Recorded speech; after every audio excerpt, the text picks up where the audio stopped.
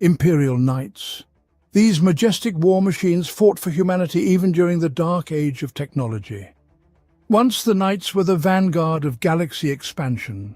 Many Xenos fell under the onslaught of the army of 10-meter walkers.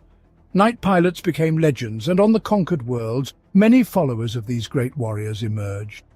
With the onset of the Age of Strife, hundreds and thousands of their worlds were left to fend for themselves, locked in endless warp storms. On those worlds where knights remained, a feudal society gradually formed. The knight pilots founded knightly houses, and their followers became servants, feeding the pilots and servicing the war machines. The knightly houses quickly rid themselves of psychers and sentient AI, thereby creating some of the safest worlds during those terrible times. In the era when the Emperor led the Great Crusade to unite the worlds of humanity, the knightly worlds largely embraced the imperial truth and swore allegiance to the Emperor, once again taking their place at the forefront of expansion forces. When the arch-traitor seduced part of the warriors of the Imperium, some knight worlds also fell into heresy, but still the majority preserved their honor and nobility and valiantly stood against the forces of the traitors. Now, many knight worlds fulfill their oath to the Emperor and protect the peace of the people of the Imperium. Knights are gigantic bipedal walkers controlled by a single pilot from among the members of a noble house. To control such a machine, the pilot connects to the throne mechanicum via neuro interfaces. These ancient devices link the pilot with the powerful spirit of the machine. However, such a connection always comes with risk. If the pilot does not possess an iron will, the spirit of the machine will deprive him of his mind and absorb his soul. In turn, this tormented mind will forever merge with the spirit of the machine and join its ancestors, testing the souls of new candidates. Modern knight houses are divided into two types: those who are loyal to the imperial truth and the Emperor Quaestor Imperialis, and those who follow the path of Omniscia and are subordinate to Mars Quaestor Mechanicus. There are also freeblades, lone warriors who, for some reason, have remained without the support of their houses, whether due to a breach of their sworn oath or the destruction of their worlds. Regarding support, in peace and in war, knights are accompanied by orders of sacristans, something between the clergy of a noble house and the tech priests of the Mechanicus. Formerly, these were novices, recruited by the Mechanicus to train specialists capable of repairing and maintaining war machines. However, over time, these novices formed their chapters, gradually gaining political power. At present, the orders of sacristans act as a counterbalance to the monarchical rule of the leaders of knightly houses. They blackmail them with the threat that if their opinion is not considered, they will simply stop servicing the knights. However, as time has shown, this has been for the better, as it prevents the rulers of worlds from making hasty or unwise decisions, birthing truth in disputes. On the battlefields, sacristans follow the knights to promptly repair the damaged warriors. The history of ancient terror has brought us tales of knightly orders clad in shining armor, always accompanied by loyal squires. Similarly, in the knightly houses of the 40th millennium, there exist entire support formations comprised of combat machines dubbed squires. Although they are 1.5 times smaller than a standard knight, they still represent a formidable force, covering their more powerful brethren in combat. The squires can be piloted by people of humble origin, typically distant relatives of the ruling family, illegitimate children, or particularly meritorious common folk. There are two types of squires: the Armiger warglaves and the Helverins. The former rush into close combat, slicing enemies with a huge chainsword and incinerating them with a thermal spear. The latter are armed with 2 powerful autocannons, covering the knights with suppressing fire. Both versions are additionally armed with heavy stubbers or melter guns. Now let us smoothly transition to the variants of the knights themselves, but let's clarify, there are numerous modifications of each type. Describing each of them, I risk greatly prolonging the video, so we'll just skim the surface. The most common and widespread class of knights is the Quaestoris.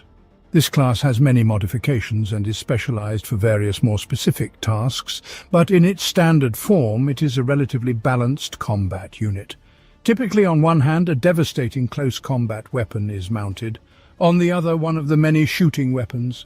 Near the left shoulder, a support cannon such as heavy stubbers or flamers is installed. A weapon platform for additional fire support is attached to the armour of the knight. For protection, knights are enveloped by an ion shield, and particularly vulnerable joints are further reinforced with armour made from adamantium. The Dominus class represents a heavier type of knights. They have an additional plasma core, allowing more weapons to be powered and more destructive variants to be installed. Unlike the Questoris class, Dominus can fire and shield themselves with ion shields simultaneously without switching energy streams between the two. In addition to the hand cannons, Dominuses are equipped with additional weapons on the chest, shoulders and armour. There are also rarer types of knights produced during the times of the Horus Heresy. Few of these ancient machines remain, yet they are still in service, and their firepower continues to obliterate the enemies of the Emperor. The first of such types are the knights of the Cerastus class. They are taller, possess increased speed and maneuverability. A more advanced hand structure allows Cerastus-class knights to wield melee weapons with almost the same agility as an experienced fencer. Regardless of the model, this class of knights exclusively uses melee weapons and lacks auxiliary armament. Standardly equipped, a Cerastus comes armed with a lance, and, by knightly standards of course, a handmade ion shield. Another type of ancient knights is the Acastus Knight Porphyrion.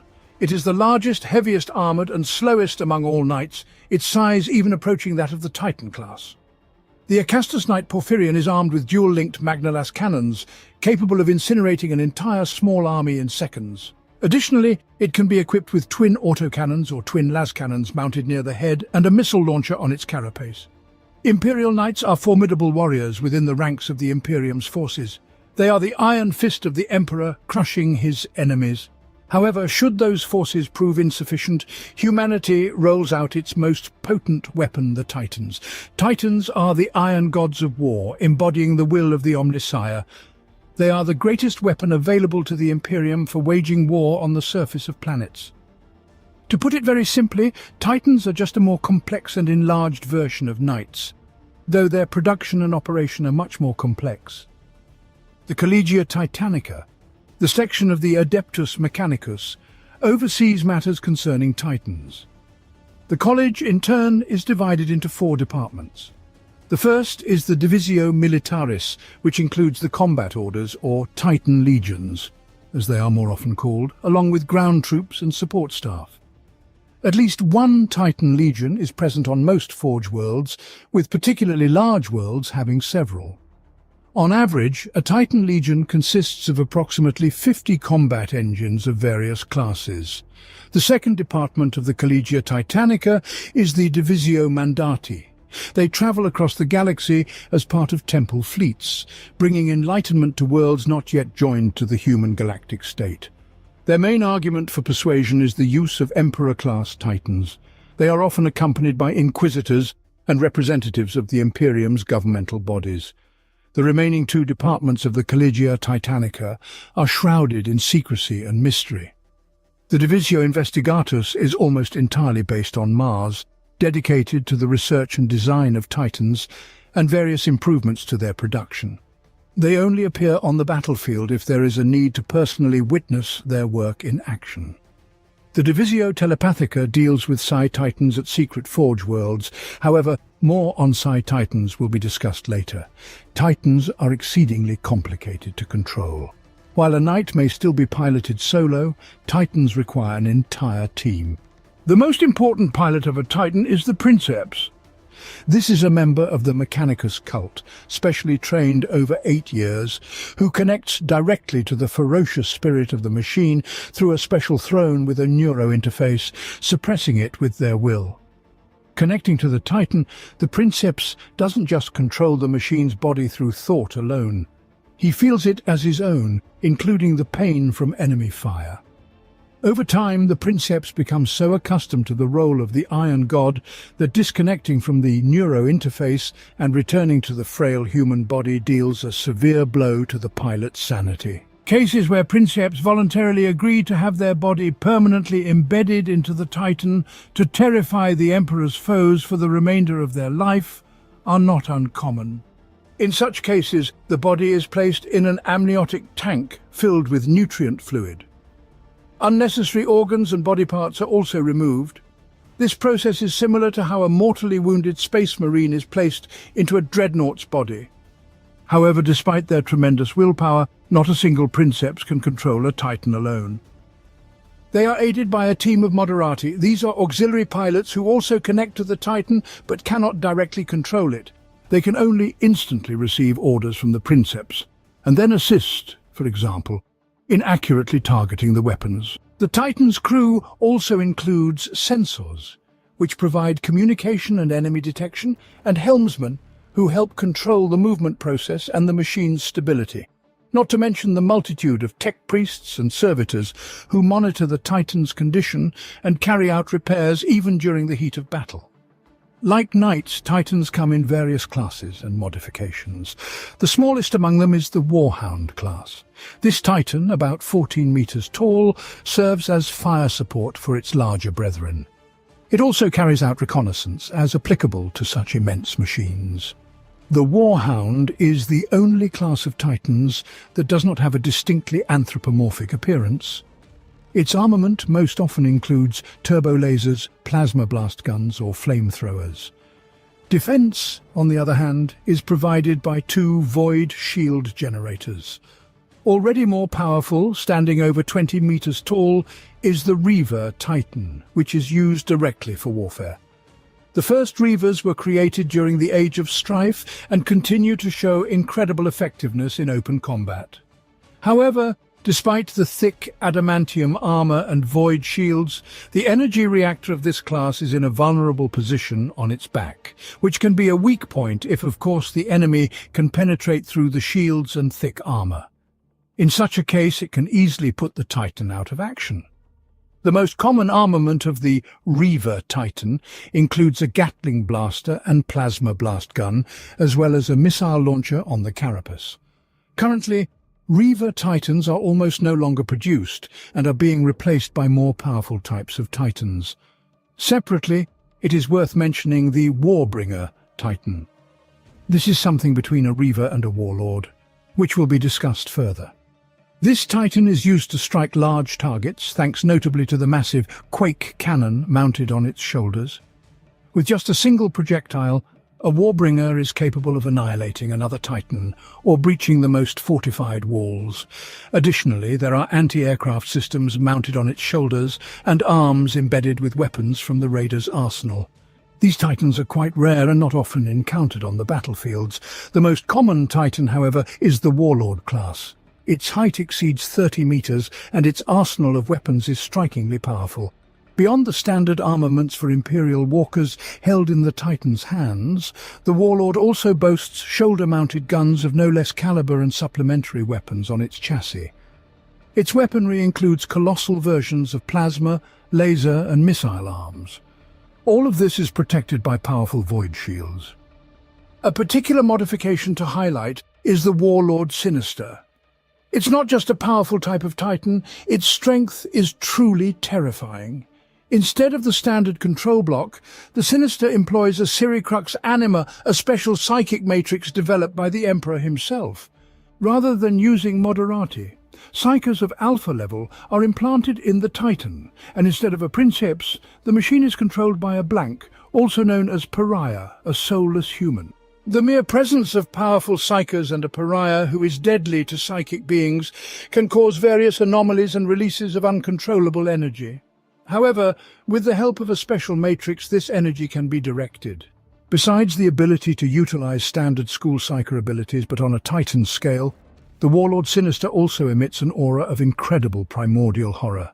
And yet, this is not its main weapon. The energy from the union of pariah and psychers is focused through potent psi cannons into beams of darkness at the target. There, a brief rift in the warp opens, instantly ripping souls from the living. Nothing can survive such a nightmarish attack. Titans of this modification are extremely rare and even more seldom deployed in battle. But when they do enter the fray, no enemy can stop these engines of death. Now, let us turn to the most colossal Titan in the arsenal of the Collegia Titanica, the super-heavy battle Titans called Emperor Titans, literally a walking castle. a true god striding among mere insects on the battlefield. Its size varies within 50-60 meters, though there are reports of even larger variants. The Adeptus Mechanicus believes these titans to be the physical embodiment of the Omnissiah. Giant cathedrals dedicated to the god Emperor are built upon their shoulders. The weaponry of the Emperor class is the largest available to ground forces, only surpassed by the guns mounted on gigantic space cruisers. Its primary weapon includes Apocalypse, missile launchers, and plasma annihilators. As for auxiliary weapons, it can use guns that are considered primary armaments for, say, the Warhound Titans.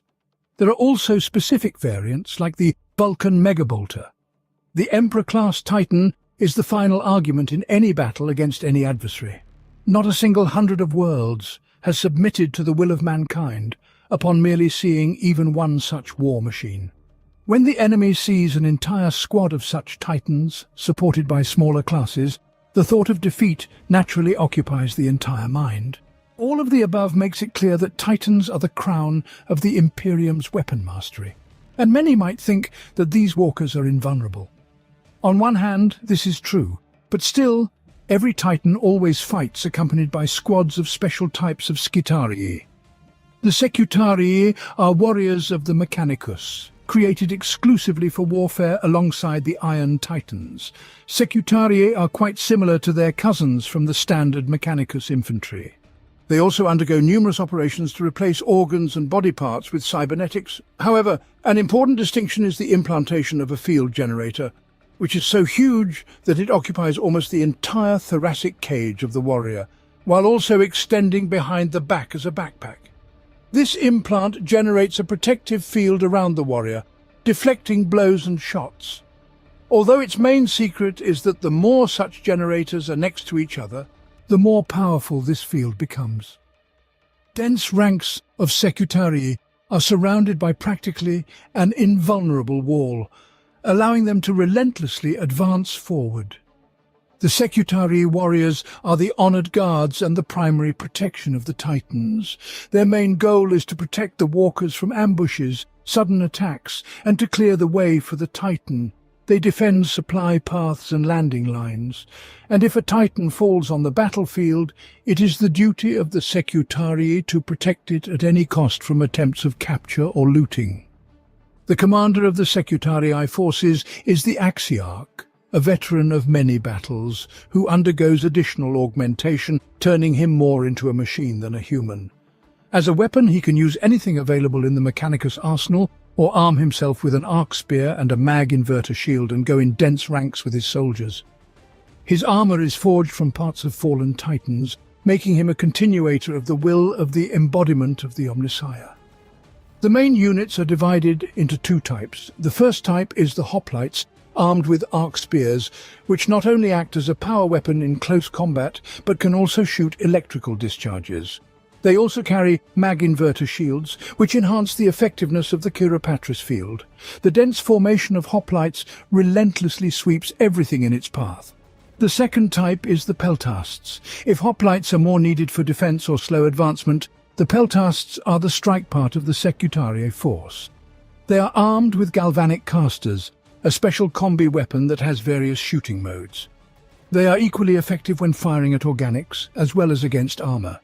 And they can even shoot radioactive rounds.